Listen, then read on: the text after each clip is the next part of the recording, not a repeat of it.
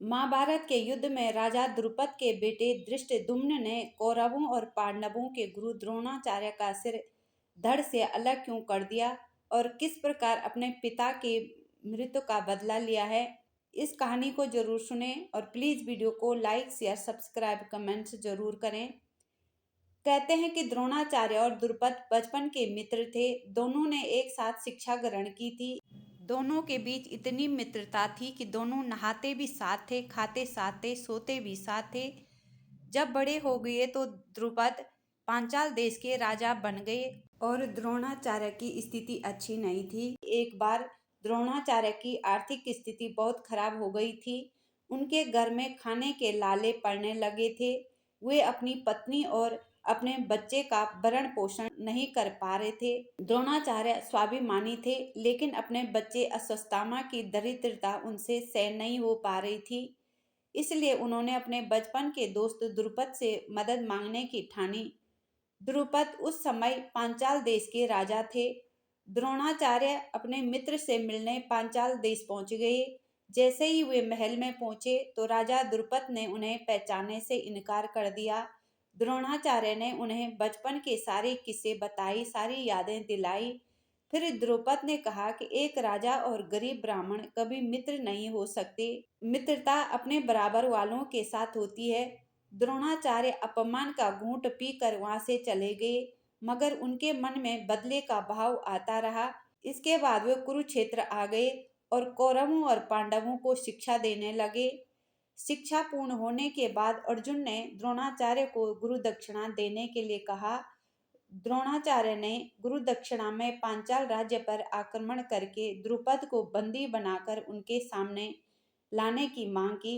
अर्जुन के नेतृत्व में पांडव और कौरवों ने पांचाल पर आक्रमण किया और द्रुपद की सेना को हराकर उन्हें बंदी बना लिया। फिर वे द्रुपद को द्रोणाचार्य के समक्ष ले आए। द्रोणाचार्य ने अपने अपमान का बदला ले लिया। हालांकि द्रोणाचार्य चाहते तो द्रुपद को हमेशा के लिए बंदी बना लेते या जंगल में छोड़ देते, मगर उन्होंने ऐसा नहीं किया। उन्होंने आधा राज्य अपने पास रख लिया और आधा राज्य द्रुपद को वापस दे दिया। द्रुपद के पास आधा राज्य तो वापस आ गया, लेकिन वे जनता के सामने मुंह छिपाने लायक नहीं रहे। उनको अपना अपमान सहन नहीं हो पा रहा था। अब राजा द्रुपद के मन में बदले की भावना आ गई। द्रोणाचार्य को कुरु राजवंश का समर्थन था, इसलिए वो उनका बाल भी बांका नहीं कर सकते थे। कहते हैं कि द्रोणाचार्य का काट ढूंढने के लिए उन्होंने एक महायज्ञ करवाया। उसी यज्ञ की अग्नि से एक तेजस्वी बालक का जन्म हुआ। उसका नाम धृष्टद्युम्न रखा गया। द्रोणाचार्य धृष्टद्युम्न के हाथों ही मारे जाएंगे। महाभारत के युद्ध में द्रोणाचार्य कौरवों की तरफ से लड़े और द्रुपद ने पांडवों का साथ दिया।